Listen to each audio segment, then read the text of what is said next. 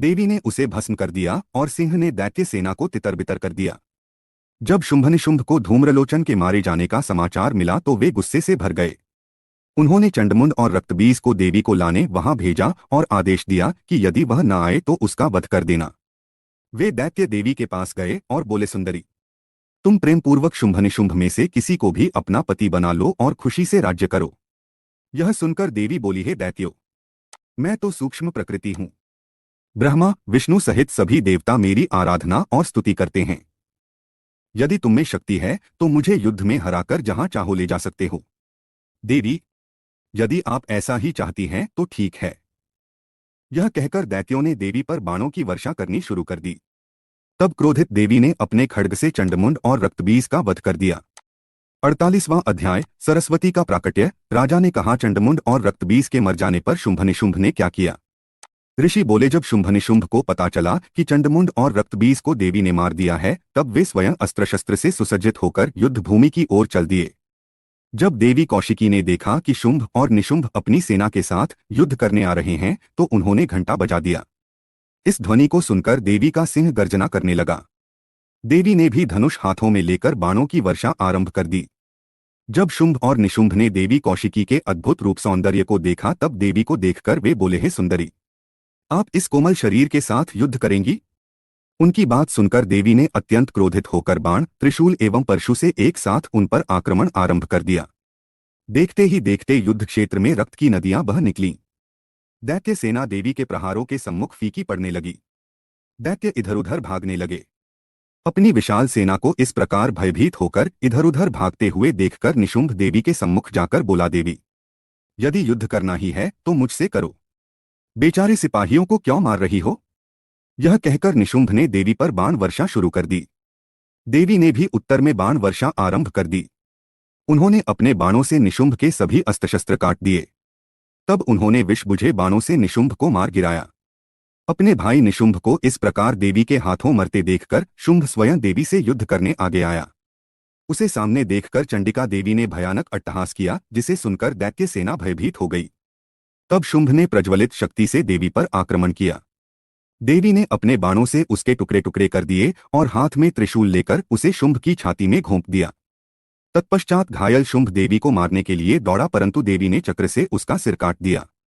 यह देखकर अन्य दैत्य पाताल लोक को चले गए। 49वां अध्याय, उमा की उत्पत्ति। ऋषियों ने पूछा, हे सूत जी, अब आप हमसे देवी उमा के अवतार एवं प्रादुर्भाव की कथा का वर्णन कीजिए। तब ऋषियों के प्रश्न का उत्तर देते हुए सूत जी बोले, एक बार की बात है, देवताओं की युद्ध में विजय हुई। विजयी होकर देवताओं को बहुत घमंड हो गया और वे अपनी बहादुरी की बहुत प्रशंसा करने लगे। तभी एक कूप के रूप में तेज प्रकट हो गया। उस तेज को एकाएक देखकर देवता घबरा गए। देवराज इंद्र ने उस तेज की परीक्षा लेने के लिए सर्वप्रथम वायुदेव को वहां भेजा। वायुदेव उस तेज की परीक्षा लेने के लिए वहां पहुंचे। उन्होंने तेज के पास जाकर पूछा, तू कौन है? तब तेज ने भी यही प्रश्न वायु से किया। वायुदेव ने अहंकार से कहा, मैं इस जगत का प्राण हूं, मेरे द्वारा ही यह जगत चल रहा है। यह सुनकर तेज ने कहा कि इस तिनके को जलाकर दिखाओ तो मैं तुम्हें शक्तिशाली समझ सकता हूं, परंतु वायुदेव अपनी सारी ताकत लगाकर भी उस तिनके को हिला भी नहीं सके। तब लज्जित और हारे हुए वे देवराज इंद्र के पास पहुंचे। देवराज इंद्र को जब यह सब बातें ज्ञात हुईं तो उन्होंने एक एक करके सब देवताओं को उस तेज की परीक्षा लेने के लिए भेजा, लेकिन सभी देवता परास्त होकर वापस आ गए। तब स्वयं इंद्र उस दिव्य तेज की परीक्षा लेने के लिए गए। जैसे ही इंद्र उस स्थान पर पहुंचे वह तेज अंतर्धान हो गया। यह देखकर देवेंद्र आश्चर्यचकित रह गए। तब उस तेज को दिव्य और शक्तिशाली जानकर मन ही मन इंद्र उनकी स्तुति करने लगे। वे बोले, मैं आपकी शरण में आया हूं, कृपा कर मुझे दर्शन दो। चैत्र मास के शुक्ल पक्ष की नवमी के मध्याह्न का समय देवी उमा ने प्रकट होकर देवराज इंद्र को दर्शन दिए। वे बोली, है देवराज इंद्र, ब्रह्मा विष्णु और शिव भी मेरी स्तुति करते हैं, अन्य देवता भी मुझे पूजते हैं। मैं परमब्रह्म प्रणव स्वरूप देवी हूं, मेरी ही कृपा से तुम्हें विजयश्री प्राप्त हुई है, इसलिए अपने अभिमान और घमंड को त्याग कर मेरा स्मरण करो। यह कहकर देवी शांत हो गईं। यह सुनकर देवताओं ने देवी उमा की स्तुति करनी आरंभ कर दी। देवता बोले, हे महामाया, हे जगदम्बा, आप हमें क्षमा करें, हम दोनों हाथ जोड़कर आपकी शरण में आए हैं। हमसे जो गलती हो गई है उसे भूलकर हम पर अपनी कृपादृष्टि रखें। यह कहकर देवता देवी माँ की स्तुति करने लगे। 50वां अध्याय शताक्षी अवतार वर्णन। सूत जी बोले, ऋषिगण, एक बार की बात है, एक महापराक्रमी रुद्र के पुत्र दुर्गम ने ब्रह्मा जी की कठोर तपस्या की। उसने ब्रह्मा जी से वरदान में वेद प्राप्त कर लिए। वह अपने को महाशक्तिशाली समझने लगा और वह देवताओं को कष्ट देने लगा। उसने पृथ्वी पर उपद्रव करने प्रारंभ कर दिए। वेदों के न रहने पर सारी क्रियाएं चली गईं। ब्राह्मणों ने धर्म का त्याग कर दिया। प्रजा पर यह संकट आया हुआ देखकर सभी देवता देवी उमा की शरण में गए। देवता स्तुति करते हुए बोले, हे महादुर्गे, हे जगदम्बिके, जिस प्रकार आपने शुंभनिशुंभ का वध करके हमारी रक्षा की, उसी प्रकार इस दुष्ट का भी वध करके अपने शरणागतों की रक्षा करो। इस प्रकार देवताओं की स्तुति सुनकर देवी की आंखों से आंसू बहे। तब उस जल की धाराओं से धरती पुनः हरी भरी हो गई। वृक्ष और औषधियां फलने फूलने लगीं। नदियां, तालाब और समुद्र जल से सराबोर हो गए। यह देखकर देवता देवी उमा से बोले, हे मातेश्वरी, कृपा कर वेदों को भी वापस दिला दीजिए। तब देवी ने वेद लौटाने का आश्वासन देकर उन्हें विदा किया। देवता अपने अपने धाम को चले गए। तभी देवी को देवताओं का हित करने वाली जानकर दुर्गम ने उन पर आक्रमण कर दिया। देवी ने भी पलटकर वार करना आरंभ कर दिया। देखते ही देखते देवी उमा और दुर्गम के बीच भयानक युद्ध होने लगा। चारों ओर से बाणों की वर्षा होने लगी। उस समय देवी उमा बहुत क्रोधित हुईं। तब उनके शरीर से काली, तारा, छिन्नमस्ता, श्रीविद्या, भुवनेश्वरी, रौरवी, बगुला, थमरा, त्रिपुरा, मातंगी नामक 10 देवियां प्रकट हुईं। देखते ही देखते देवियों ने दैत्यों की 100 अक्षौहिणी सेना का नाश कर उसे तितरबितर कर दिया। तत्पश्चात देवी ने अपने त्रिशूल से दैत्येंद्र दुर्गम का वध कर दिया। देवी ने उससे वेद छीनकर देवताओं को सौंप दिए। प्रसन्न देवता महामाया देवी उमा की स्तुति करने लगे। देवता बोले, हे मातेश्वरी, आपने हमारी रक्षा के लिए अनंताक्ष भय रूप रखा, इसलिए आप शताक्षी नाम से जग प्रसिद्ध होंगी। शोक द्वारा लोकित करने के कारण शाकुंभरी और दुर्गम नामक दैत्य का वध करने के कारण दुर्गा कहलाएंगी। हे महाबले, हे ज्ञानदायिनी, हे योगनिद्रे, हे विश्वजननी, हम आपको नमस्कार करते हैं। आप सदा हमारा कल्याण करें और सबकी रक्षा करें। तब देवताओं को उनकी रक्षा का आश्वासन देकर देवी अंतर्धान हो गईं। 51वां अध्याय क्रिया योग वर्णन। एक बार महामुनि व्यास के पूछने पर सनत कुमार जी ने उन्हें महादिव्य क्रिया योग और उसके फल के विषय में बताया। सनत कुमार जी बोले, हे महामुनि, ज्ञान योग, क्रिया योग और भक्ति योग भक्ति और मुक्ति प्रदान करने वाले हैं। ज्ञान, आत्मा और हृदय का मिलन ही क्रिया योग कहलाता है। इसी योग के साथ वाहदा अर्थ का संयोग क्रिया योग कहलाता है। कर्म से भक्ति, भक्ति से ज्ञान एवं ज्ञान से मुक्ति प्राप्त होती है। योग ही मुक्ति का एकमात्र मार्ग है। नमः शिवाय। पत्थर, लकड़ी एवं मृत्तिका से देवी का मंदिर बनवाने, प्रतिदिन यज्ञ करने से एक सा पुण्य प्राप्त होता है। इस लोक में श्री पार्वती जी की मूर्ति का निर्माण कराने वाला निश्चय ही दुर्गालोक को जाता है। देवी का मंदिर बनवाने से पुण्य की प्राप्ति होती है। देवी की मूर्ति की स्थापना कर उसके चारों ओर पंचाहना देवी की स्थापना करने से असंख्य पुण्य की प्राप्ति होती है। सूर्य और चंद्र ग्रहण के समय विष्णु सहस्रनाम के पाठ से कई गुना अधिक फल देवाधिदेव शिवजी का नाम जपने से मिलता है। देवी का नाम जपने से उससे भी अधिक पुण्य मिलता है। नित्य प्रति देवी उमा का नाम जपने से दुर्गा जी के गण पद की प्राप्ति होती है। जो मनुष्य मां उमा का धूप, दीप, नैवेद्य से पूजन करते हैं, मंदिर को लीपते हैं या उसे साफ करते हैं, उन्हें उमालोक की प्राप्ति होती है। कृष्ण पक्ष की अष्टमी, नवमी तिथि को श्री सूक्त, देवी सूक्त आदि का पाठ कर देवी पर पुष्प अर्पित किए जाते हैं। देवी को कमल का पुष्प या सोना, चांदी अर्पित करने से परम गति की प्राप्ति होती है। चैत्र शुक्लात्तिया को मां उमा का व्रत करने से जीवन मरण के चक्र के बंधनों से मुक्ति मिल जाती है। वैशाख माह के शुक्ल पक्ष की तृतीय तिथि को अक्षय तृतीया नाम से जाना जाता है और इस दिन रथोत्सव मनाना चाहिए। देवी की मूर्ति स्थापित करके देवी का पूजन करने के पश्चात उनसे प्रार्थना करें, हे देवी, आप हमारा पालन करने वाली हैं। हम पर प्रसन्न हो और हमारे पूजन को स्वीकार करें। हमें इस लोक में सुख देकर अपना धाम प्रदान करें। आश्विन माह के शुक्ल पक्ष में नवरात्र का व्रत किया जाता है। यह उत्तम व्रत सभी कामनाओं को पूर्ण करने वाला तथा मनोरथ सिद्ध करने वाला है। इसी पुण्य कल्याणकारी व्रत को करने से विरथ के पुत्र सुरथ राजा बने। समाधि नामक वैश्य को मुक्ति प्राप्त हुई। इसी प्रकार विधि विधान से नवरात्र व्रत को पूरा करने से सभी अभीष्ट फलों की प्राप्ति होती है।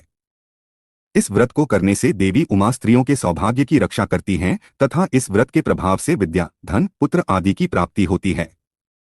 इस प्रकार उमा संहिता का पवित्र भक्तिमय स्वरूप मैंने आपको सुनाया है। इसे पढ़ने एवं सुनने से कामनाएं पूरी होती हैं और सब सुख भोग कर मनुष्य परमधाम को प्राप्त करता है। श्री उमा संहिता संपूर्ण पूनम शिवाय श्री कैलाश संहिता प्रारंभ जो प्रधान प्रकृति और पुरुष के सृष्टि, पालन और संहार के कारण हैं, उन पार्वती देवी एवं देवाधिदेव भगवान शिव को उनके गण एवं पुत्रों सहित बारंबार प्रणाम है। प्रथम अध्याय व्यास जी एवं शौनक जी की वार्ता। ऋषियों ने कहा, है महामुने, आपने हम पर कृपा करके हमें उमा संहिता सुनाई। अब आप हम पर कृपा कर हमें शिवतत्व को बढ़ाने वाली परम दिव्य एवं कल्याणकारी कैलाश संहिता सुनाइए। तब ऋषियों की प्रार्थना सुनकर व्यास जी बोले, ऋषिगण, एक बार हिमालय पर निवास करने वाले ऋषि मुनियों ने काशीपुरी के दर्शन का विचार किया और विश्वेश्वर का दर्शन करने हेतु वहां पहुंच गए। उन्होंने काशी पहुंचकर मणिकर्णिका में गंगा जी में स्नान किया। तत्पश्चात शत्रुद्रिय मंत्र से भगवान शिव की स्तुति की। उसी समय सूत जी भी पंचकोसी देखने की इच्छा से वहां पहुंचे। सूत जी को वहां देखकर ऋषिमुनियों ने उन्हें प्रणाम किया और बोले, हुए महाभाग सूत जी, आप परम शिवभक्त और ज्ञान के सागर हैं। आपके हृदय में पुराणों की कथा स्थित है। आप परम गुरु हैं। हम सब आपके मुख से निकली हुई अमृतमय कथा को सुनना चाहते हैं। हम पर कृपा करके हमें देवाधिदेव भगवान शिव का परम ज्ञान सुनाइए। ऋषियों की इस प्रकार की गई प्रार्थना को सुनकर सूत जी बोले, हे मुनिश्चरो, स्वारोचिष मनु ने नैमिषारण्य में तपस्वी ऋषियों के साथ सिद्धि प्रदान करने वाला यज्ञ किया। यह यज्ञ 1 सहस्र वर्षों तक चलता रहा। तत्पश्चात उन्होंने भगवान शिव का स्मरण करके शिव भक्ति में भस्म और रुद्राक्ष धारण किया। तभी वहां मुनि वेदव्यास आ गए। मुनियों ने उन्हें आसन पर बैठाया। तब वे पूछने लगे कि बताइए, इस यज्ञ को करने में आपका क्या प्रयोजन है। व्यास जी का प्रश्न सुनकर नैमिषारण्य के तेजस्वी पराशर पुत्र बोले, हे कृपासागर, इस अद्भुत महायज्ञ का अनुष्ठान करने का कारण ओंकार के अर्थ को जानना है। हम परमब्रह्म परमेश्वर शिवजी के स्वरूप को जानना और समझना चाहते हैं। हम सब आपकी शरण में आए हैं। हम अल्प बुद्धियों के संदेह को दूर करें और हमें शिव ज्ञान प्रदान कर हमारी जीवन रूपी नाव को पार करा दें। हमारी एकमात्र इच्छा शिवतत्व जानने की है। मुनिगणों सहित पराशर पुत्र की इस प्रकार की गई प्रार्थना सुनकर महामुनि व्यास जी प्रसन्न होकर उन्हें ओंकार रूप भगवान शिव का पार्वती सहित मन में स्मरण करते हुए बोलने लगे। दूसरा अध्याय पार्वती जी का शिवजी से प्रणव प्रश्न करना। व्यास जी बोले, हे मुनिवर, भगवान शिव का वास्तविक ज्ञान ही प्रणव अर्थ को प्रकाशित करने वाला है। शिवजी का यह ज्ञान उसी को प्राप्त होता है जिस पर शिवजी की विशेष कृपा होती है। प्राचीन समय में दाक्षायणी सती ने अपने पति भगवान शिव की निंदा सुनकर अपना शरीर त्याग दिया था। उन्होंने हिमालय के घर जन्म लिया। देवर्षि नारद की प्रेरणा से शिवजी की तपस्या कर उन्हें प्रसन्न कर पति रूप में प्राप्त किया। एक दिन भगवान शिव देवी पार्वती के साथ कैलाश पर्वत पर बैठे हुए थे। देवी पार्वती ने शिवजी से कहा, हे देव, आप मुझे मंत्र दीक्षा देकर विशुद्ध तत्व प्रदान करें। श्री पार्वती जी के वचन सुनकर शिवजी बोले, देवी, मैं आपकी इच्छा अवश्य पूरी करूंगा। यह कहकर उन्होंने पार्वती जी को प्रणव मंत्र प्रदान किया, परंतु देवी इससे संतुष्ट न हुई और बोली, प्रभु, आपने मुझे शून्यकार रहित उपदेश दिया है। मुझे प्रणव की प्राकट्य कथा भी बताइए। वेदों में इसे कैसे वर्णित किया गया है, इसकी व्यापकता एवं कला और पंचात्मकता के बारे में भी विस्तार से बताइए।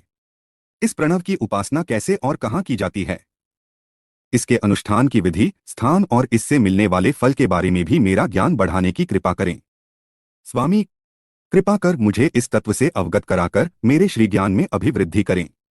देवी पार्वती की इस विनयपूर्ण प्रार्थना को सुनकर शिवजी उन्हें प्रणव की पूर्ण कथा सुनाने के लिए तैयार हो गए। तीसरा अध्याय प्रणव पद्धति। भगवान शिव बोले, हे प्राणप्रिया, हे देवी, आपकी इच्छा पूरी करना मेरा धर्म है। आपकी प्रसन्नता के लिए मैं आपको प्रणव कथा सुनाता हूं। प्रणव को जानने वाला शिव तत्व का भी ज्ञाता हो जाता है। प्रणव मंत्र सब मंत्रों का बीज मंत्र है। यही प्रणव सर्वज्ञ और सबका करता है नामक इस एक अक्षरीय मंत्र में शिव सदा ही विद्यमान रहते हैं। इस संसार की सभी वस्तुएं गुणमयी होते हुए भी स्थावर और जड़ात्मक दिखाई पड़ती हैं। यही प्रणव का अर्थ है। यह मंत्र ही सब अर्थों का साधक है। इसी आकार प्रणव से शिव अर्थात मैं सर्वप्रथम इस जगत का निर्माण करता हूं। वही शिव ही प्राणरूप और प्रणव शिवरूप है। मैं ही ब्रह्मऋषि और एकाक्षर रूप हूं। इस संसार में प्रणव ही सबका करता है। मुमुक्षु ही इस निर्विकार परमेश्वर प्रणव को जान और समझ सकते हैं। प्रणव मंत्र ही सभी मंत्रों में सर्वश्रेष्ठ है और शिवमणि माना जाता है। यही ओंकार मैं काशी में प्राण त्याग देने वालों को प्रदान करता हूं। इसे जानने वाले को परम सिद्धि प्राप्त होती है। इस पवित्र प्रणव रूपी ओंकार मंत्र को प्राप्त करने के लिए सर्वप्रथम कला का उद्धार करें। जो पहले अकार को प्राप्त कर चुके हों उन्हें निवृत्त कला की प्राप्ति का विधान करना चाहिए। तत्पश्चात उकार में ईंधन, मकार में काल कला, नाद में दंड और बिंदु में ईश्वर कला का उद्धार करने का उपाय करें। ऐसे ही पंचवर्णीय प्रणव का उद्धार होता है। इन 3 मात्राओं और बिंदु नाद का जाप करने से प्राणियों को मुक्ति और मोक्ष की प्राप्ति होती है। यही मंत्र सबके हृदयों में प्राण बनकर जीवन प्रदान करता है। फिर यही 4 हो जाता है। इसी का वर्णन वेदों में भी है और यही ओंकार मैं हूं। इसी के अकार के रजोगुण से ब्रह्मा, उकार से प्रकृति, सत्यगुण से जगत के पालनकर्ता श्रीहरि और मकार से पुरुष तथा तमोगुण से पापियों का संहार करने वाले शिव उत्पन्न होते हैं। तत्पश्चात साक्षात महेश्वर जो बिंदु रूप हैं और नाद रूप हैं का प्राकट्य होता है। यही सब पर कृपा करने वाले हैं। इसलिए जब भी शांत चित्त से ध्यान लगाएं उस समय नादरूपी शिव का ही स्मरण करें। वे ही साक्षात मंगल रूप हैं। यह शिव ही सर्वज्ञ, सत्य के कर्ता, सर्वेश, निर्मल, अविनाशी, अद्वैत और परमब्रह्म हैं। वही व्यापक हैं और हर जगह स्थित हैं। इसलिए हमेशा सद्य, वामदेव, घोर, पुरुष, ईशान नामक ब्रह्मस्वरूप का ही स्मरण करें। यही मेरी मूर्ति है। यही प्रणव मंत्र की उत्पत्ति और पद्धति है। चौथा अध्याय, संन्यास का आचार व्यवहार। शिवजी बोले, हे देवी पार्वती, अब मैं तुम्हें संन्यास और आणिक क्रम के विषय में बताता हूं। सर्वप्रथम सुबह ब्रह्मा मुहूर्त में उठें और अपने आराध्य गुरु के चरणों का स्मरण कर उनके मनोहर रूप को नमस्कार करें। हाथ जोड़कर उनसे विनती करते हुए कहें कि भगवन, सुबह से लेकर रात तक मैं जो कुछ भी कार्य करता हूं उसमें आपकी ही प्रेरणा शामिल है। वही मुझे हर मुश्किल कार्य को करने की शक्ति और सामर्थ्य प्रदान करने वाली है। किसी भी कार्य को करने का आप ही मुझे बल प्रदान करते हैं। हम आपकी पूजा करते हैं। कृपा कर हमारी पूजा स्वीकार करें। यह कहकर गुरु से आज्ञा लेकर आसन पर बैठें। आसन पर बैठकर प्राणायाम करें। आसन में ध्यान लगाएं और 6 चक्रों का स्मरण करते हुए उन चक्रों के बीच में मुझ सच्चिदानंद निर्गुण ब्रह्मा और अनामय रुद्र शिव का चिंतन करें। तत्पश्चात ध्यान एवं पूजन से निवृत्त होने के बाद ही अपने अन्य कार्य करने आरंभ करें। सर्वप्रथम उठकर देवाधिदेव सर्वेश्वर का ध्यान करना भक्तिमुक्ति प्रदान करने वाला है। इसलिए ध्यान के बाद ही अन्य कार्य करने चाहिए। फिर अपने नित्य प्रतिदिन के कार्यों को करें। स्नान करने के पश्चात पुनः गुरु द्वारा बताई विधि के अनुसार पंचाक्षरी मंत्र का जाप करें। ओंकार का मन में ध्यान करते हुए 3 बार अर्घ्य दें। तत्पश्चात नम शिवाय मंत्र का 108 बार जाप करते हुए 12 बार तर्पण करें। फिर आचमन करके 3 बार प्राणायाम करें। पूजा के लिए पूजा स्थान पर जाते समय मौन अवस्था में हाथ पैर धोकर ही जाएं। प्रवेश करते समय दाहिने पैर को ही आगे रखें। 5वां अध्याय, संन्यास मंडल की विधि। ईश्वर बोले, पूजा के स्थान में प्रवेश करने के पश्चात उस स्थान की धरती को लीपें। 4 वस्त्रों को लेकर चौकों के समान की कल्पना करें। ताल पत्र के समान लंबे चौड़े बराबर 13 भाग करें। चौथे मंडल में पश्चिम की ओर मुंह करके बैठें। पूरब की तरफ से सूत्र लेकर दक्षिण और उत्तर के क्रम में 14 सूत्र बिछाएं। इस प्रकार 169 कोण हो जाएंगे। इन्हीं कोणों के बीच कणिका के मध्य दलाष्टक होता है। तत्पश्चात दल संधि को श्वेत, पीली, काली, लाल करें। कर्णिका में प्रणव अर्थ बताने वाले मंत्र लिखें। उसके ऊपर अमरेश, मध्य में महाकाल और उसके सिर के निकट दंड लिखें। उसके बाद ईश्वर का नाम लिखें। फिर श्याम अर्थात काले रंग में सिंहासन और पीले रंग में श्रीकंठ को रंग कर अमरेश को लाल और महाकाल को काला रंग करें। ईश्वर को सफेद रंग से लिखें। ऐसा लाल यंत्र संध्योजा मंत्र से दान करें। फिर नाद से ईशान को भेद कर अग्नेक्रम से बाहरी पंक्ति को ग्रहण करें। 4 कोनों को श्वेत और लाल धातु रंग से रंगकर 4 दरवाजे बनाएं। इन दरवाजों के चारों ओर पीले रंग हों। दक्षिण दिशा के कोष्ठ में 8 दल का कमल रखें। इस प्रकार विधि विधान से सभी दिशाओं के मंडल को अंकित करके सूर्यदेव की पूजा करें। 6ठा अध्याय, न्यास वर्णन। भगवान शिव बोले, ऋषिगण, कमल की रचना कर शक्ति कमल की रचना करें और चतुर्थी विभक्ति सहित अंत में नम लगाकर शक्ति कमलाय नमः का उच्चारण करते हुए वस्तुओं को धारण करके गुरु को नमस्कार करें। बाहर की ओर त्रिकोण व्रत क्रम से शंख की पूजा करें और शुद्ध सुगंधित जल से 7 बार गंध पुष्प से की पूजा अर्चना कर धेनु मुद्रा दिखाएं। फिर शंख मुद्रा दिखाएं। यह कहकर अपनी आत्मा को शुद्ध करें। प्राणायाम करके ऋषि का स्मरण करें। अंगन्यास करने के बाद अस्त्र मंत्र से अग्निकोण के कमल का प्रेक्षण करें। दक्षिण में स्थापित कमल का पूजन सफेद वस्तुओं से ही करें। तत्पश्चात इसकी चारों तरफ से पूजा करें। इसके बाद सौर योग पीठ को पूजें। सिंहासन पर मूल मंत्र से मूलाधार में आसन पर बैठकर पिंगला नाड़ी के प्रवाह से शक्ति उठाएं, जिस स्थान पर परमेश्वर शिव देवी पार्वती सहित शोभित हैं। उन्होंने रुद्राक्ष की माला, पाश खटवांग, कपाल, अंकुश, कमल और शंख को धारण किया हुआ है। 4 मुख और 12 नेत्र उनकी शोभा बढ़ा रहे हैं। तत्पश्चात सूर्य देवता का आवाहन करें और मुद्रा दिखाएं। फिर 20 मंत्रों से अंगन्यास करें। अग्नि, ईश्वर, राक्षस और वासु की 4 मूर्तियां बनाकर उनका पूजन करें। पूरब से लेकर उत्तर में मूल कमल दल से आदित्य, भास्कर, भानु और रवि के नाम से क्रमश सूर्य, ब्रह्मा, विष्णु, महेश और ईशान का पूजन करें। फिर शिव भक्ति में रत हो उनका स्मरण कर भस्म धारण करें।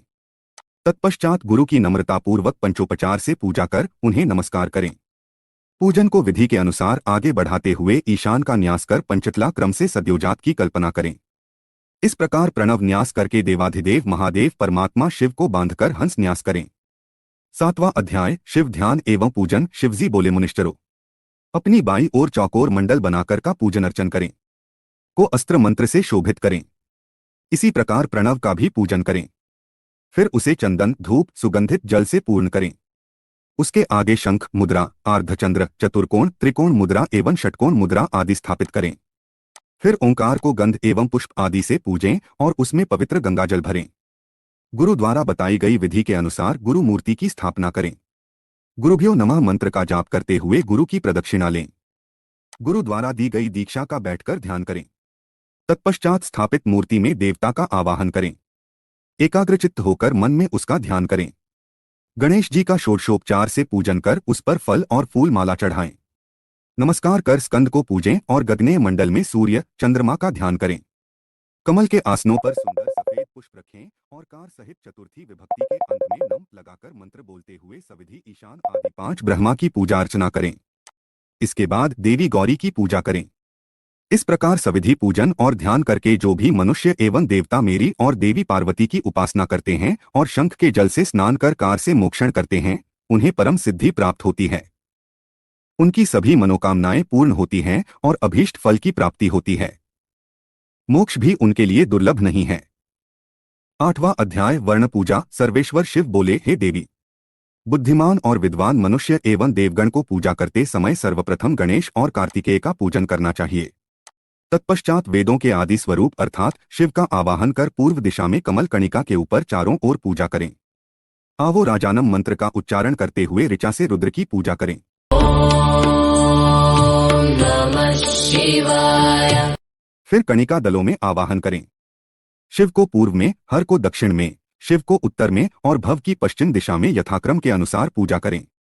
ओरा, ओपा, ओज्ञा, ओला, अर्पण, पूर्णव, अंग, ओ, वा, ओ, सा और वेद के इन 10 मंत्रों से लोकपालों का पूजन करें। तत्पश्चात दक्षिण दिशा में ईशान देव की पूजा करें। ब्रह्मा और विष्णु का विधि विधान के अनुसार षोडशोपचार से पूजन करें। फिर 5वें आवरण में ओंकार रूपी शिव का स्मरण एवं ध्यान करते हुए सविधि पूजन करते हुए नैवेद्य चढ़ाएं और अर्घ्य दें। इसके बाद भोजन की सामग्री एवं तांबूल अर्पित करें। तब नीराजनादि क्रम से पूजा को विसर्जित कर देवी और देवता का शुद्ध हृदय से ध्यान करते हुए 108 मंत्रों का जाप करें। इसके पश्चात पुष्पांजलि अर्पित करते हुए यो देवानागिति उपनिषद की 6 ऋचाओं का, जो कि नारायणी कही गई हैं, जाप करें। फिर प्रदक्षिणा कर साष्टांग प्रणाम करें। आसन पर बैठकर शिव नाम को 8 बार जपें। यह सब क्रिया पूर्ण करने के पश्चात त्रिलोकीनाथ कल्याणकारी भगवान शिव से प्रार्थना करें, हे भगवान, हे शिव शंभो, मैंने अपनी पूरी क्षमता एवं श्रद्धा से आपकी पूजा और आराधना की है। यह कहते हुए शंख के जल और पुष्पों को चढ़ाएं। फिर अर्घ्य देकर 8 बार नाम जपें। 9वां अध्याय शिव के अनेक नाम और ओंकार। शिवजी बोले, हे देवी, शिव, महेश्वर, रुद्र, पितामह, संसार, वैद्य, सर्वज्ञ और परमात्मा ये देवाधिदेव महादेव के मुख्य 8 नाम हैं। इन्हीं 8 नामों का प्रतिदिन जाप करना चाहिए। शिव, शंकर और महादेव ये सभी नाम शिव स्वरूप ही हैं। उपाधियुक्त होने के कारण शिव के अनेक नाम हैं। वे परिशुद्धात्मा हैं। शिव के विशाल और अनगिनत गुणों के कारण ही उन्हें ईश्वर की संज्ञा दी गई है। 23 तत्वों से परे प्रकृति और प्रकृति से परे 25वां पुरुष है। इसी को वाच्यवाचक के भाव से वेद में ओंकार कहते हैं। वेद में जानने योग्य आत्मस्वरूप वेदांत में प्रतिष्ठित ही परमेश्वर हैं। पुरुष और प्रकृति इन्हीं के अधीन है। वही अविनाशिनी माया के स्वामी हैं और त्रिगुण तत्व के रक्षक हैं। वे शिव ही मोक्ष प्रदान करने वाले और सबके दुखों को दूर करने वाले हैं। इसी कारण उनका नाम रुद्र पड़ा। इस प्रकार शिवजी के मुखारविंद से वेद से भरे अमृतमयी स्तोत्र को सुनकर देवी पार्वती मन में बहुत हर्षित हुई और उन्होंने शिवजी को हाथ जोड़कर बार बार प्रणाम किया। यह प्रणव अर्थ बहुत गुप्त है और समस्त दुखों का नाश करने वाला है। व्यास जी ने भक्तिभाव से पूरी कथा कही, जिसे सुनकर सभी ऋषिगणों ने उनकी पूजा और बहुत आदर सत्कार किया। तब प्रसन्न हो ऋषियों ने अनेक अनुष्ठान किए। फिर व्यास जी कैलाश पर्वत को चले गए। ऋषिगण अपने आराध्य भगवान शिव का ध्यान करने लगे। यह कथा देवी पार्वती ने स्कंद को, स्कंद ने नंदी को, नंदी ने सनत कुमार जी को और उन्होंने महर्षि वेदव्यास जी को सुनाई। यह कहकर पुराणवेत्ता गुरु सूत जी पुनः तीर्थ यात्रा पर चल पड़े। 10वां अध्याय। सूतोपदेश वर्णन। व्यास जी बोले, ऋषिगण, सूत जी के वहां से चले जाने के पश्चात सभी मुनिगण आपस में बोले कि हमने वामदेव के बारे में तो कुछ भी नहीं पूछा। तब चिंतित मुनि बोले कि अब तो पता नहीं कब उनके दर्शन संभव हो सकेंगे। यही सब सोचते हुए मुनिगण अपनी योग आराधना में लग गए। संवत्सर के पश्चात सूत जी पुनः काशी आए। उन्हें वहां देखकर सभी मुनिगण बहुत प्रसन्न हुए। वे सब सूत जी की आराधना करने लगे। तब प्रसन्न होकर सूत जी बोले, ऋषिगण, आपको प्रणव का उपदेश देकर जब मैं तीर्थ यात्रा पर निकला तो मैंने दक्षिण सागर के तट पर देवी शिवा का पूजन किया। इसके पश्चात कालहस्त शैल पर सुवर्ण मुखरा में स्नान किया। फिर मैंने देवाधिदेव महादेव जी का स्मरण कर उनका पूजन किया। शिवजी के 5 सिर वाले अद्भुत रूप के दर्शन करने से सारे पाप नष्ट हो जाते हैं। शिवजी का पूजन करने के बाद मैंने दक्षिण भाग में स्थित देवी पार्वती का पूजन किया। उसके बाद मैंने 1 सहस्र अर्थात 108 बार पंचाक्षरी विद्या का जाप किया। फिर उसकी प्रदक्षिणा कर नमस्कार किया। इस प्रकार मैं कालहस्ती नामक क्षेत्र की प्रदक्षिणा प्रतिदिन करते हुए वहीं निवास करने लगा। मैं वहां पर 4 महीने रहा। तब मुझ पर महाज्ञानमयी प्रसून कालिका की कृपा दृष्टि हुई और उनका प्रसाद मुझे प्राप्त हुआ। तत्पश्चात देवाधिदेव शिवशिवा को प्रणाम कर उनकी 12 बार प्रदक्षिणा करके मैं यहाँ आया हूँ। हे ऋषिगण, आप मुझे बताइए कि मैं अब आपके लिए क्या करूं। 11वां अध्याय। वामदेव द्वारा ब्रह्मा निरूपण। ऋषि बोले, महाभाग सूत जी, हम सभी वामदेव के बारे में जानना चाहते हैं। कृपा कर हमें उनके बारे में बताइए। तब ऋषिगणों की जिज्ञासा शांत करने हेतु सूत जी बोले, हैं मुनिश्रेष्ठो, पहले मनवंतर में वामदेव नामक एक महामुनि हुए हैं। वामदेव को गर्भ से उत्पन्न होने से पूर्व ही शिव ज्ञान प्राप्त था। वे सबके जन्म कर्म को जानने वाले थे। वामदेव मुनि सदा अपने शरीर पर भस्म लगाकर और सिर पर जटा धारण किए रहते थे। वे शांत और अहंकार रहित थे और सदा योग, ध्यान और ब्रह्मा में लीन रहते थे।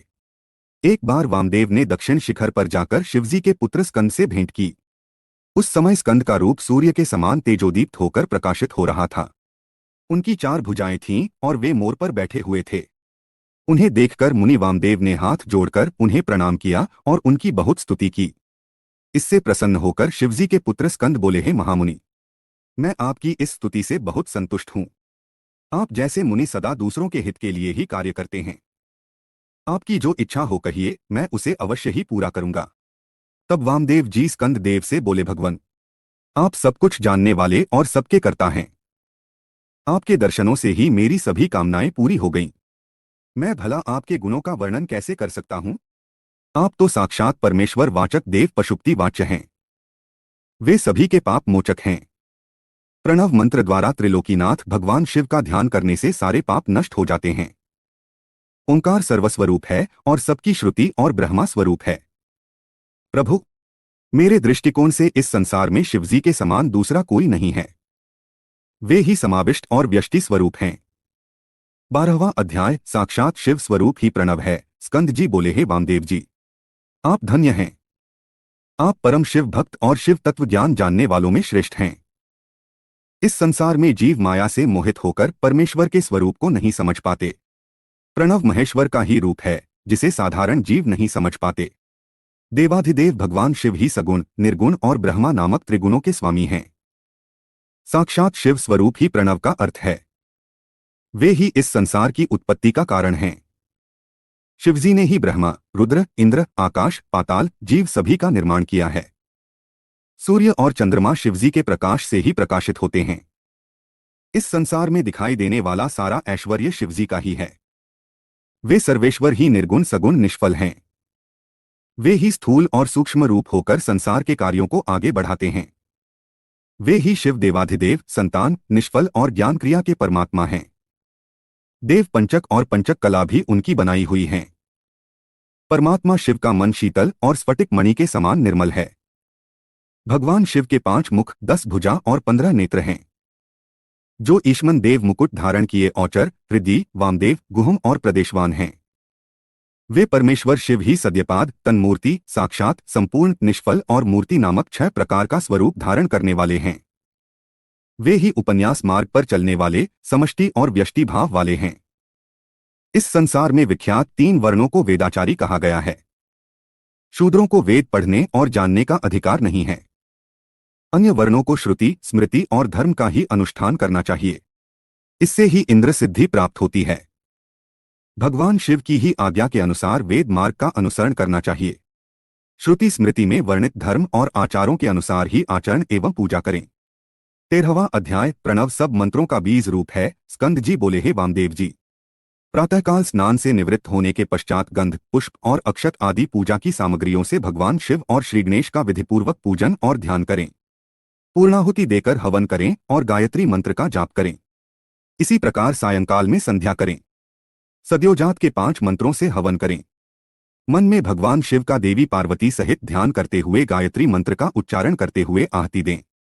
भूर्भुव सुव्रोत्र कहते हुए त्रिलोकीनाथ कल्याणकारी भगवान शिव के अर्धनारीश्वर स्वरूप का ध्यान करें। देवाधिदेव महादेव जी के 5 मुख, 10 भुजाएं, 15 नेत्र और उज्ज्वल मनोहारी स्वरूप हैं। उनकी पत्नी देवी पार्वती जगतमाता त्रिलोक को उत्पन्न करने वाली और निगुणमयी हैं। ऐसा मन में विचार करते हुए ज्ञानी पुरुष गायत्री मंत्र का जाप करें। पार्वती जी ही आदि देवी, त्रिपदा, ब्राह्मणत्व दात्री और अजा हैं। वे व्याहनतियों से उत्पन्न हैं और उसी में लीन हो जाती हैं। वे जगतमाता देवी पार्वती वेदों की आदि प्रणव और शिवपात्री हैं। प्रणव मंत्र ही सब मंत्रों का बीज रूप है। प्रणव ही शिव है और शिव ही प्रणव हैं। मोक्ष की नगरी काशी में मरने वाले मनुष्य को शिवजी इसी मंत्र की शिक्षा देते हैं। तभी ज्ञानी पुरुष को मुक्ति मिलती है। इसलिए सभी को अपने हृदय में भगवान शिव को धारण कर सदा उनका पूजन करना चाहिए।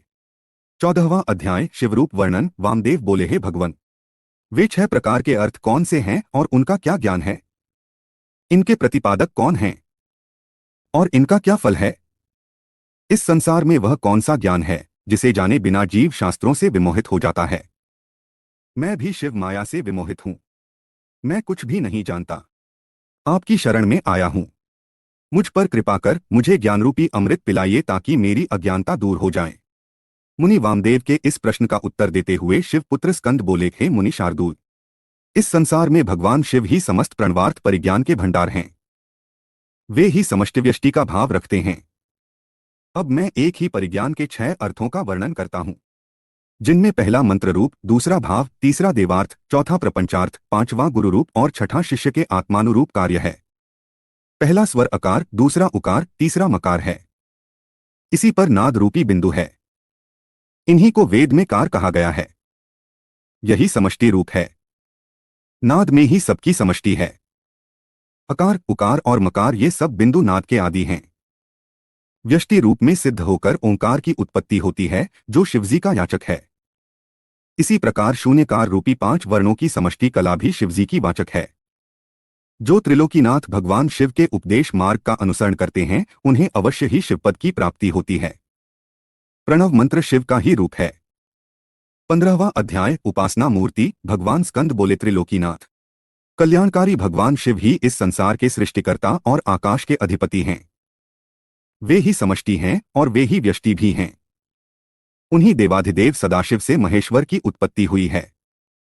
अनंत रूप पुरुष होने के कारण वे वायु के भी अधिपति हैं। वे ही सभी प्रकार की मायाओं और शक्तियों से युक्त हैं। ईश्वर, विश्वेश्वर, परमेश्वर और सर्वेश्वर यही चतुष्टय व्यष्टि रूप कहा गया है। यही श्रेष्ठ तिरोभाव चक्र कहा जाता है। तिरोभाव दो प्रकार का होता है, रुद्रादि गोचर एवं जीव समूह का शरीर रूप।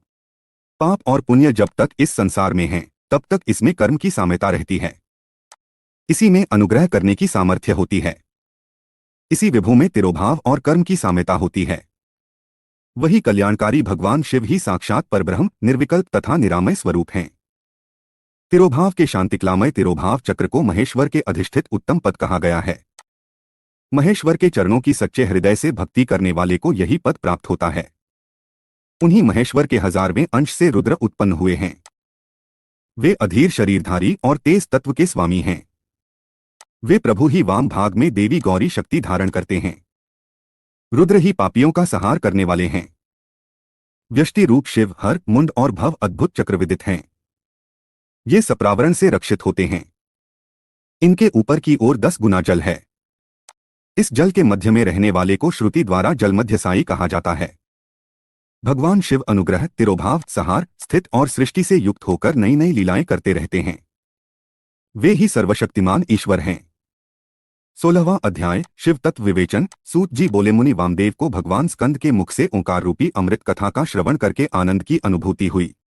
वे बोले, प्रभु, इस अमृतमयी कथा को सुनकर मेरा ज्ञान और बढ़ गया है, परंतु फिर भी मैं आपसे एक प्रश्न पूछता हूं। भगवान, सदाशिव से लेकर कीर्ति पर्यत तक इस जगत में स्त्री पुरुष ही दिखाई देते हैं। इस रूपवान अद्भुत संसार की उत्पत्ति का कारण वे परमेश्वर ही हैं या कोई अन्य रूप है?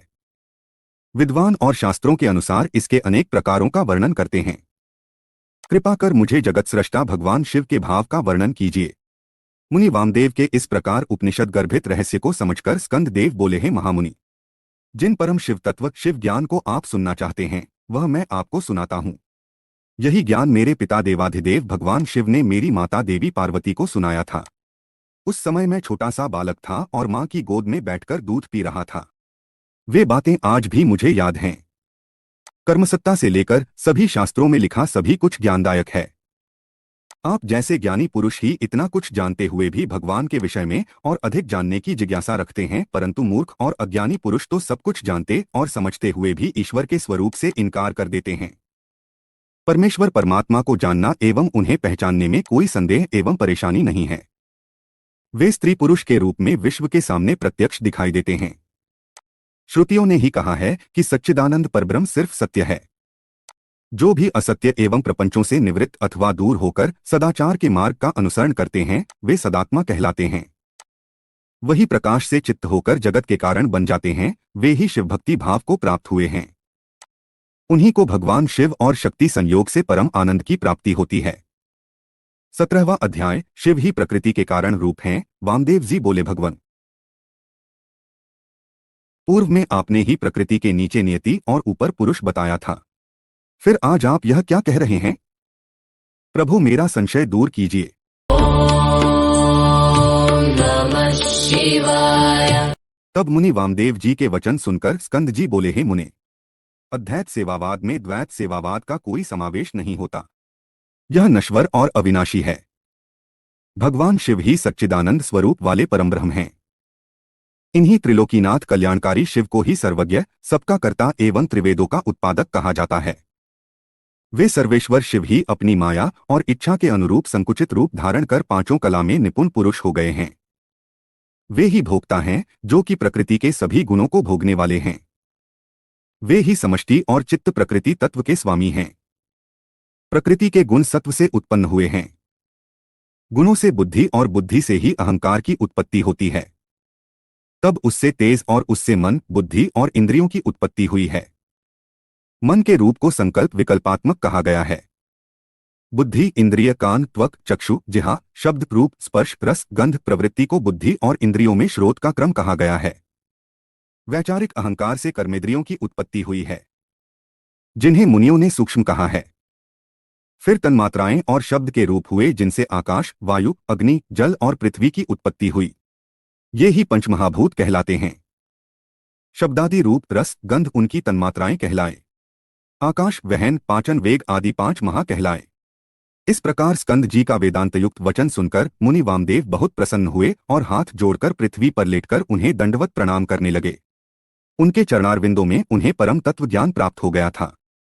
18वां अध्याय शिष्य धर्म। सूत जी बोले, मुनि वामदेव ने भगवान स्कंद से पूछा, है भगवन, आप सर्वतत्व को जानने वालों में श्रेष्ठ हैं। आप मुझ पर कृपा करके संप्रदाय के उस ज्ञान के बारे में बताइए जिसके बिना जीवों को भोग और मोक्ष की प्राप्ति नहीं होती। प्रभो, कृपा कर मेरे इस संशय को दूर कीजिए। तब वामदेव जी के इन वचनों को सुनकर स्कंद देव बोले, मुनिश्चर, अब मैं आपको एक परम गुप्त तत्व के बारे में बताता हूँ। वैशाख, श्रावण, आश्विन, कार्तिक, अगहन, माघ महीनों के शुक्ल पक्ष में पंचमी अथवा पूर्णिमा के दिन स्नान करके शुद्ध होकर अपने गुरु के चरणों को धोकर उनके पास रखे आसन पर शंख में फूलों को अभिमंत्रित करके रखें। तत्पश्चात गंध और पुष्प से पूजन करें। उसके समक्ष दीप प्रज्वलित करें। मुद्रा से रक्षा कर कवच को मंत्रों से आच्छादित करें। तत्पश्चात विधिपूर्वक अर्घ्य दें और सुगंधित पुष्पों से पूजन करें। आधार पर सुगंधित जल का घट रखकर उसे सूत से लपेटें। उस घट पर पीपल, पिलखन, जामुन, आम और बड़ नामक 5 पेड़ों की छाल और पत्ते तथा हाथी, घोड़े, रथ, बाम्बी और नदी के संगम स्थान की मिट्टी में सुगंधि को मिलाकर उसे कलश पर लेपे। लेपने के बाद आम के पत्ते, कुश का अग्र, नारियल, फूल आदि वस्तुओं से कलश को सजाएं। सजाने के बाद कलश में पंचरत्न डालें। यदि पंचरत्न न हो तो सुवर्ण डालें। नील, माणिक्य, सुवर्ण, मूंगा और गोमेद नामक 5 रत्नों को निर्मलस्क का उच्चारण करते हुए अंत में ग्लूमु कहते हुए विधि विधान से पूजन करें। खीर और तांबूल अर्पित कर 8 नामों का जाप करते हुए पूजा करें। गुरु द्वारा बताई हुई विधि से अनुष्ठान सहित भगवान शिव की पूजा अर्चना करें। फिर गुरु को अपने शिष्य को सोढ़ा मंत्र का उपदेश देना चाहिए। उपदेश के बाद भस्म का ज्ञान प्रदान करना चाहिए। उस समय गुरु को अपने मन में यही विचार करना चाहिए कि मैं ही शिव हूं।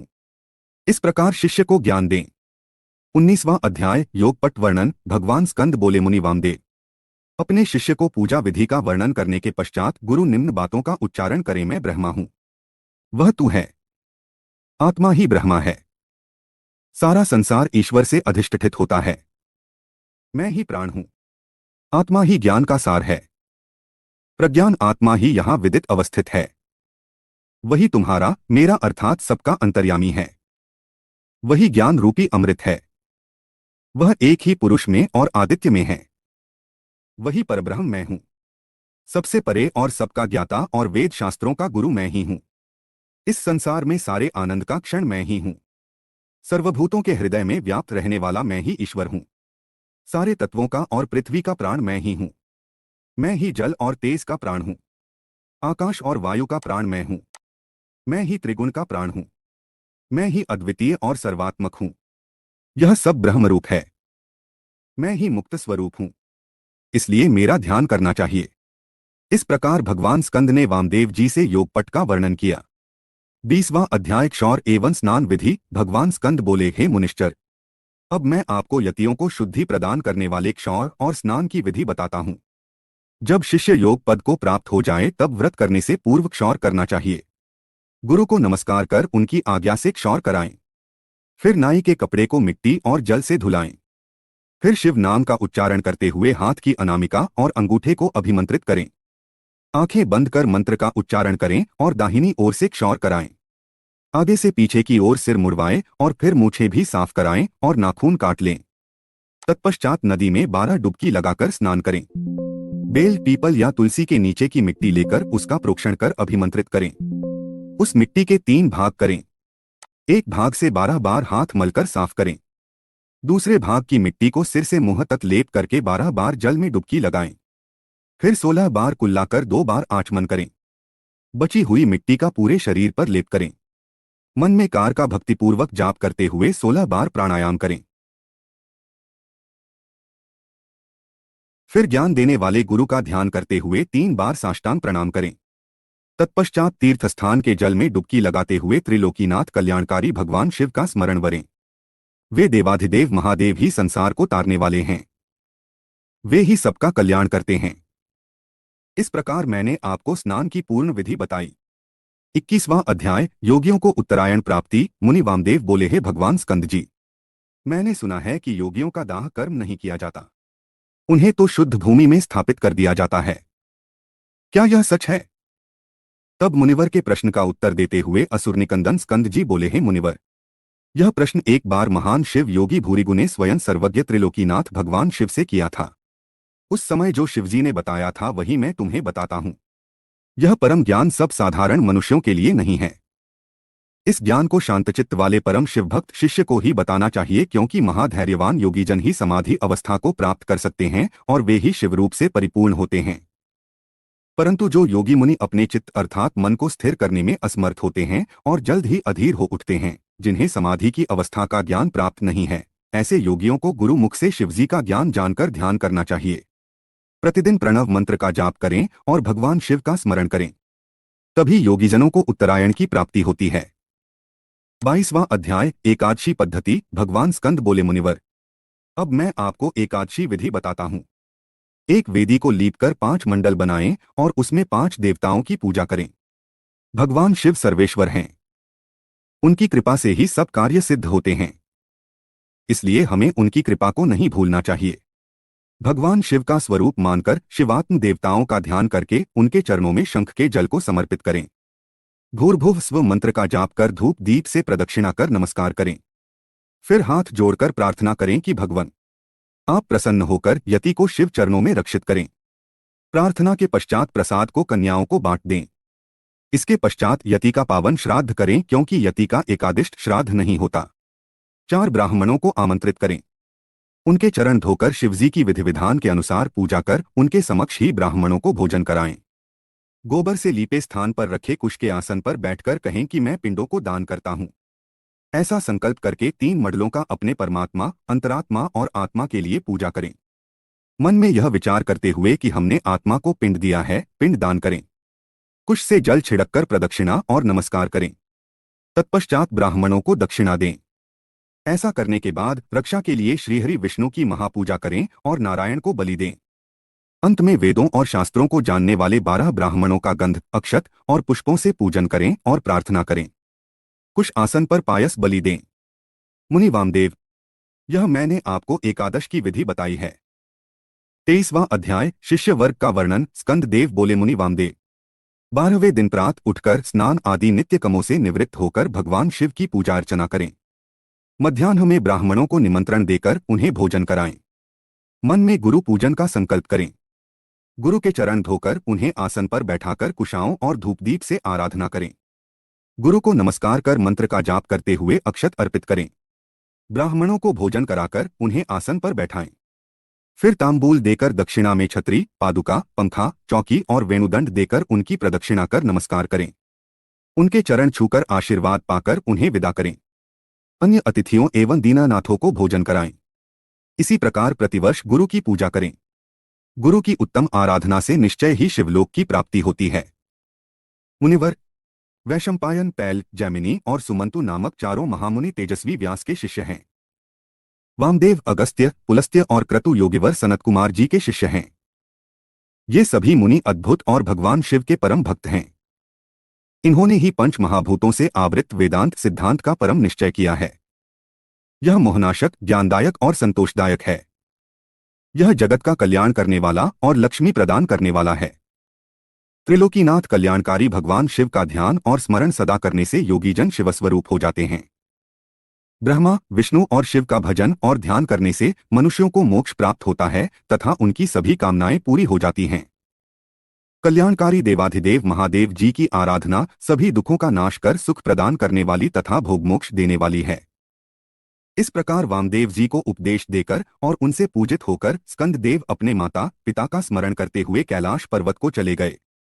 तब मुनिवर वामदेव भी भगवान स्कंद का अनुसरण करते हुए कैलाश पर गए। वहां पहुंचकर वामदेव मुनि ने भगवान शिव पार्वती के चरणों में अपना शीश नवाया। फिर उनके समक्ष पृथ्वी पर लेटकर अपने आराध्य सर्वेश्वर शिव और देवी पार्वती की स्तुति की तथा उनको शीश नवाया। तत्पश्चात भगवान शिव और माता पार्वती की कृपा पाकर वहीं रहने लगे। इस प्रकार आपको ओंकार महेश्वर का अर्थ जानकर इस परम ज्ञान को प्राप्त करके सदा प्रभु के चरणों का स्मरण करना चाहिए। वे कल्याणकारी शिव ही भक्ति और मुक्ति के दाता हैं। हे मुनिश्चरों, मैंने आपको सब कुछ बता दिया। यह कहकर वे बद्रिकाश्रम को चले गए। श्री कैलाश संहिता संपूर्ण। पूनम शिवाय श्रीवायवीय संहिता पूर्वार्ध। प्रथम अध्याय पुराणों और विद्यावतार का वर्णन। व्यास जी कहते हैं, जो जगत की सृष्टि, पालन और संहार करने वाले हैं, उन भगवान शंकर को मैं प्रणाम करता हूँ। जिनकी शक्ति अद्वितीय है, जो संसार की हर वस्तु में विद्यमान हैं, अर्थात सर्वव्यापक हैं, उन विश्वकर्ता अविनाशी भगवान शिव की मैं शरण में हूँ। जब गंगा यमुना और सरस्वती के संगम स्थल प्रयाग में नैमिषारण्य में ऋषिगणों ने यज्ञ का अनुष्ठान किया, तब व्यास मुनि के पुत्र सूत जी उस स्थान पर गए थे। उन्हें वहां देखकर मुनि प्रसन्न हो गए। उन्हें यथायोग्य आसन पर बैठाकर उनका सत्कार और पूजन किया। ऋषिगण बोले, हे सर्वज्ञ सूत जी, आप महर्षि व्यास जी के शिष्य होने के कारण सब कथाओं और रहस्यों को जानते हैं। हम पर कृपा करके हमें भी दिव्य कथा सुनाइए। ऋषिगण की प्रार्थना सुनकर सूत जी ने मन ही मन भगवान शिव एवं देवी पार्वती का स्मरण किया। फिर बोले, हे ऋषिगण, अब मैं आपको पुराणों के प्रकट होने का वृत्तांत सुनाता हूँ। श्वेत कल्प में वायुदेव द्वारा कहे गए वचन ही न्यास से पूर्ण व शास्त्रों से शोभित होकर पुराण कहे जाते हैं। 4 वेद, 6 शास्त्र, मीमांसा, न्याय, धर्मशास्त्र एवं पुराण आदि 14 विद्याएं हैं। आयुर्वेद, धनुर्वेद, गंधर्व वेद और अर्थशास्त्र से मिलकर ये 18 हो जाती हैं। देवाधिदेव भगवान शिव ही इन 18 विद्याओं के उत्पादक हैं। संसार की उत्पत्ति के समय सर्वप्रथम ब्रह्मा जी उत्पन्न हुए, जिन्हें ये 18 विद्याएं प्रदान की। उनकी रक्षा के लिए विष्णु को शक्ति प्रदान की। श्री विष्णु जी ब्रह्मा की रक्षा करने वाले मध्य पुत्र हैं। ब्रह्मा के 4 मुखों से 4 वेद उत्पन्न हुए। तत्पश्चात उनके 4 मुखों से शास्त्र उत्पन्न हुए। ब्रह्मा जी के मुख से उत्पन्न हुए इन शास्त्रों को पढ़ना अत्यंत कठिन है। इसलिए मनुष्यगणों को वेदों और शास्त्रों का ज्ञान प्रदान करने हेतु भगवान शिव की कृपा से द्वापर युग में श्रीहरि विष्णु के रूप में व्यास जी अवतरित हुए। उन्होंने द्वैपायन नाम से द्वापर में जन्म लिया और वेद व्यास नाम से जग प्रसिद्ध हुए। उन्होंने सभी पुराणों की रचना की। संक्षेप में उन्होंने 4 लाख श्लोकों की रचना की। ब्रह्मा, पद्म, विष्णु, शिव, भागवत, भविष्य, नारद, मार्कंडेय, अग्नि, ब्रह्म वैवर्त, लिंग, वराह, वामन, कूर्म, मत्स्य, गरुड़, ब्रह्मांड, स्कंद आदि कुल 18 पुराण हैं। शिव पुराण के धर्म तथा विधि के अनुसार पूजन एवं आराधना से सब मनुष्य तथा देवताओं को शिवलोक की प्राप्ति होती है। दूसरा अध्याय, ब्रह्मा जी से मुनियों का प्रश्न पूछना। सूत जी बोले, हे ऋषियों, वराह कल्प में ऋषिगणों के मध्य विवाद छिड़ गया कि परब्रह्म कौन है। जब इस बात का निर्णय न हो सका तब सब ब्रह्मा जी के पास गए। उन्होंने ब्रह्मा जी को प्रणाम करके उनकी स्तुति आरंभ कर दी। तब ब्रह्मा जी ने उनसे पूछा, हे ऋषिगण, आपके यहाँ आने का क्या प्रयोजन है। नमः शिवाय। ब्रह्मा जी के प्रश्न को सुनकर ऋषिगण बोले, हे ब्रह्मा जी, हम संदेह रूपी अज्ञान के अंधेरे में पड़ गए हैं, इसलिए हम सब बहुत व्याकुल हैं। हम पर कृपा करके हमारे संदेह को दूर करें।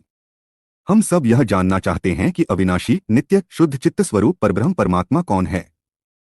अपनी लीला से संसार को रचकर इस संसार का सृष्टिकर्ता, पालनकर्ता और संहारकर्ता कौन है। ऋषिगणों का यह प्रश्न सुनकर ब्रह्मा जी ने त्रिलोकीनाथ कल्याणकारी देवाधिदेव महादेव जी का स्मरण करके उन्हें बताया।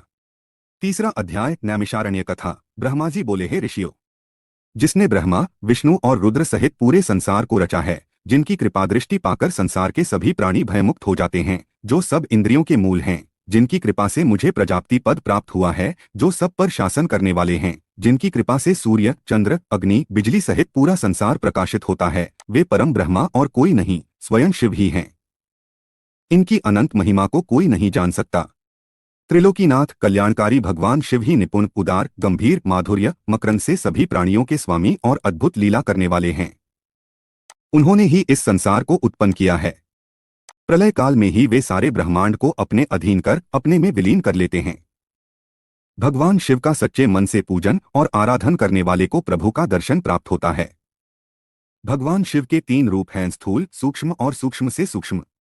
स्थूल रूप को देवता, सूक्ष्म रूप को योगीजन और तीसरे अर्थात अत्यंत सूक्ष्म रूप को शिवजी के परम भक्त और शिव व्रत का उत्तम पालन करने वाले ही देख सकते हैं। धर्म का विशेष ज्ञान हो जाने पर अधर्म का नाश हो जाता है और फिर शिवजी की अचल भक्ति प्राप्त हो जाती है। भगवान शिव की कृपा से कर्म के बंधनों से मुक्ति मिल जाती है तथा मनुष्य शिव धर्म में प्रवृत्त हो जाता है। धर्म 2 प्रकार का होता है, गुरु अपेक्षित तथा गुरु अनपेक्षित। गुरु अपेक्षित धर्म द्वारा ही शिव धर्म में प्रवृत्त होकर शिव ज्ञान की प्राप्ति होती है और मनुष्य सांसारिक मोह माया को त्याग कर भाव साधन में लग जाता है। तत्पश्चात ज्ञान और ध्यान से युक्त होकर मनुष्य योग में प्रवृत्त हो जाता है। योग से भक्ति, भक्ति से शिवजी की कृपा और उनकी कृपा से संसार से मुक्ति मिल जाती है। तब मनुष्य शिवधाम एवं शिवपद को प्राप्त कर लेता है। इसलिए ऋषिगण, आप सबको मन और वाणी को शुद्ध करके परमात्मा शिव के ध्यान में लग जाना चाहिए। यज्ञों और मंत्रों द्वारा आवाहन करने से वायुदेव आपके पास आएंगे, उसी से तुम्हारा कल्याण होगा। फिर आप सब पवित्र वाराणसी नगरी में चले जाना, क्योंकि वहीं पर पिनाकधारी शिव देवी पार्वती जी के साथ विराजमान हैं। इस समय मैं मनोमय चक्र को छोड़ रहा हूं।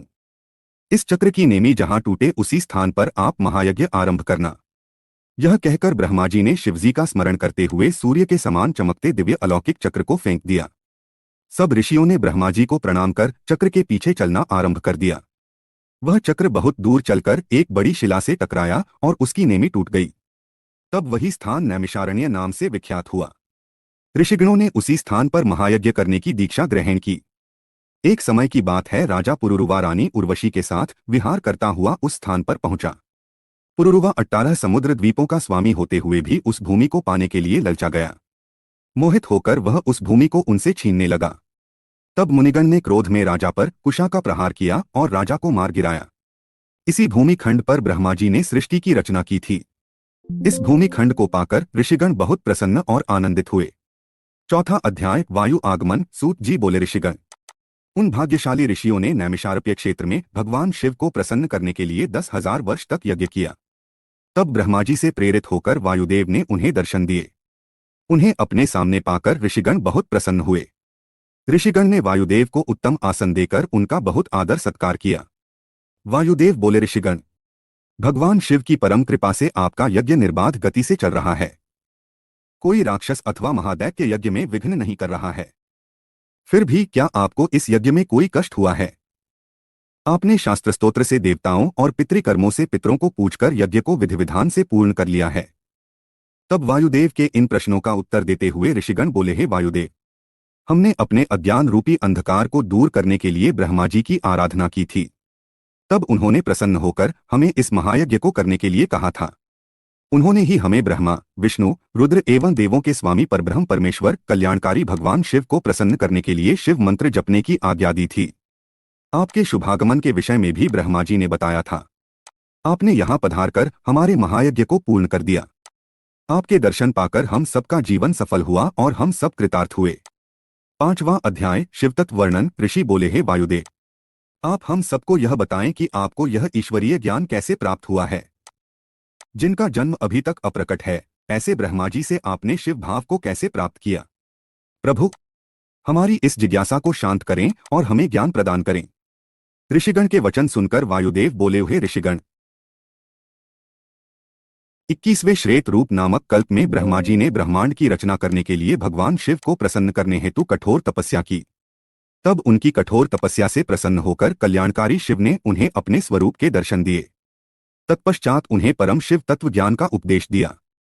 अपनी तपस्या के प्रभाव से ही मुझे ब्रह्म ज्ञान की प्राप्ति हुई है। सर्वप्रथम मुझे पशुपाशपति संज्ञक ज्ञान प्राप्त हुआ। इस ज्ञान को वस्तु विनाशक माना जाता है। चेतन और प्रकृति दोनों का नायक ज्ञान ही है। पशु, पाश एवं पति को तत्वज्ञ कहते हैं।